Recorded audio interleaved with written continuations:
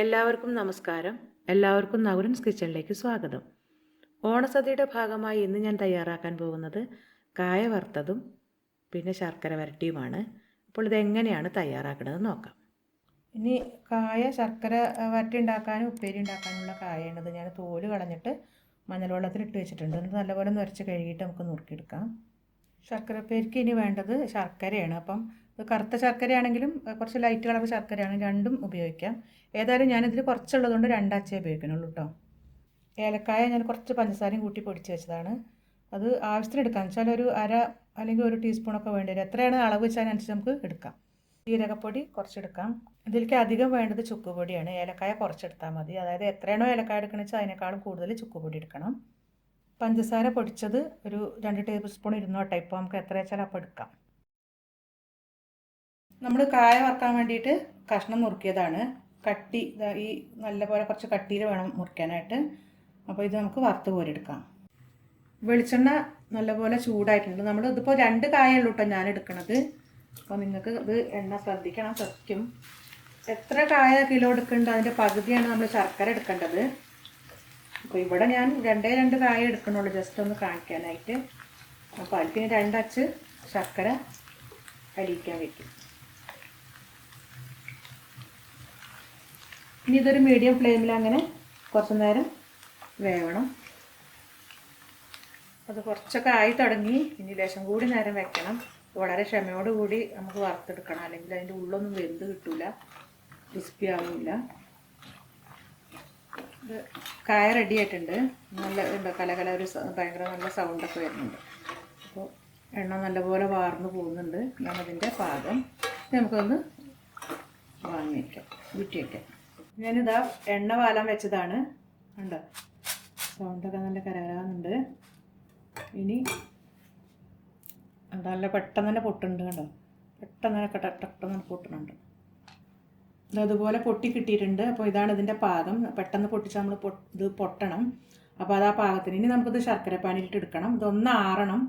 ഇതിപ്പം കുറച്ചുള്ളതുകൊണ്ട് കേട്ടോ ഞാൻ ഇങ്ങനെ വെച്ചിരിക്കുന്നത്. അതല്ലെങ്കിൽ നിങ്ങൾക്ക് ഒരു പരന്ന പാത്രത്തിലോ പേപ്പറിലൊക്കെ വെച്ചിട്ട് നല്ലപോലെ ആറാൻ വെക്കാം. നമുക്ക് 2 ശർക്കര വെച്ച് ഞാൻ ഉരുകാൻ വെച്ചിട്ടുണ്ട്. കുറച്ച് വെള്ളത്തിലാണ് കേട്ടോ വെച്ചിട്ടുള്ളത്. തീയൊക്കെ കത്തിച്ചിട്ടുണ്ട്. ഇതൊന്ന് അലിയിച്ചെടുക്കാം. അപ്പോൾ നമ്മളെ ശർക്കര പാനി റെഡി ആയിട്ടുണ്ട്. അപ്പോൾ അത് ഒറ്റ നൂൽപ്പരുവം എന്ന് പറഞ്ഞാൽ കമ്പി പോലുള്ള പരുവം അങ്ങനെ ആവില്ല, ഒന്ന് സോഫ്റ്റ് ആയിട്ടുള്ളൊരു നൂൽപ്പരുവം. ആ പരുവാകുമ്പോൾ ഒന്നിങ്ങനെ നല്ല കട്ടിയാവും. ആ സമയത്ത് നമ്മളിത് ചെറുതീയിലിട്ടു. ഇപ്പം നമ്മൾ ചൂടാറിയിട്ടുണ്ട്. പിന്നെ കായ വറുത്തത് ചൂടാറിയിട്ടുണ്ട്. അപ്പോൾ നമുക്ക് തിരിച്ച് പിന്നെ വളരെ കുറച്ചുള്ളതുകൊണ്ട് ഇങ്ങനെ ഇട്ട് കൊടുത്താലും കുഴപ്പമില്ല. അധികം ഉണ്ടാകുമ്പോൾ കുറച്ച് ഇട്ട് കൊടുക്കണം. എന്നിട്ട് നമുക്ക് ഈ പൊടികൾ ഞാൻ പറഞ്ഞിട്ടുണ്ടല്ലോ, ജീരകപ്പൊടി, ചുക്കുപൊടി, ഏലക്കായപ്പൊടി, ഇത് കുറച്ച് ഇട്ട് കൊടുക്കാം. വളരെ കുറച്ചേ ഞാൻ ഇതിലെടുത്തിട്ടുള്ളൂ. ഇനി ഇതൊന്ന് ഇളക്കി കൊടുക്കാം. തീ ഒന്ന് കൂട്ടി ഇളക്കി കൊടുത്തിട്ടോ, തീ കുറയ്ക്കാം കേട്ടോ.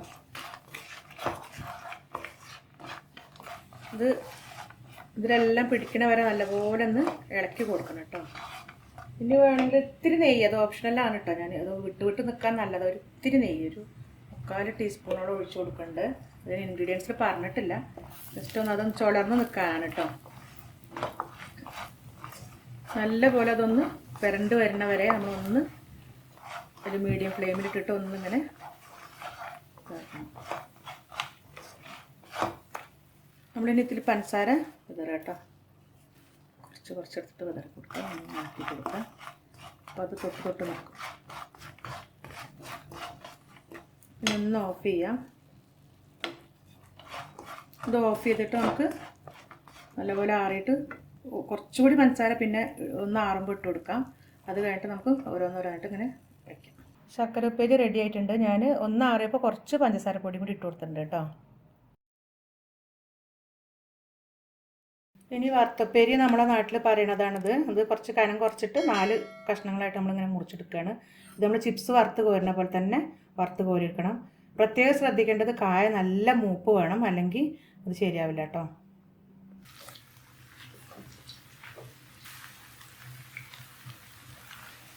ഏകദേശം ആയി തുടങ്ങിയിട്ട് ഞാൻ കുറച്ച് കറിവേപ്പിലൊക്കെ ഇട്ട് കൊടുത്തിട്ടുണ്ട് കേട്ടോ. പിന്നെ മഞ്ഞളും ഉപ്പും പുരട്ടി അങ്ങനെയും വറുത്തെടുക്കാം. ഇതിപ്പോൾ നല്ല മഞ്ഞൾ നിറം ഉണ്ട്. ഞാൻ ഉപ്പൊന്നും പുരട്ടിയിട്ടില്ല. അങ്ങനെ വറുത്ത് കോരിയതിന് ശേഷം നമുക്ക് ഉപ്പിട്ട് കൊടുക്കാം കുറച്ച്. അല്ലെങ്കിൽ ഇതിൽ ഉപ്പുവെള്ളം ഒഴിച്ചിട്ട് അങ്ങനെ എടുത്താലും മതി. ഞാനിപ്പോൾ ചെയ്യാൻ പോണത് ഒരു കുറച്ച് ഉപ്പ് ഇത് വറുത്ത് കോരിയിട്ട് ഇട്ടിട്ട് ഒന്ന് ഇളക്കി കൊടുക്കാനാണ് പോണത്. ഇതായി കണ്ട ഈ സൗണ്ട് കലകലാന്നൊരു സൗണ്ട് വരും. അപ്പോൾ അത് ആയിന്നാണ്.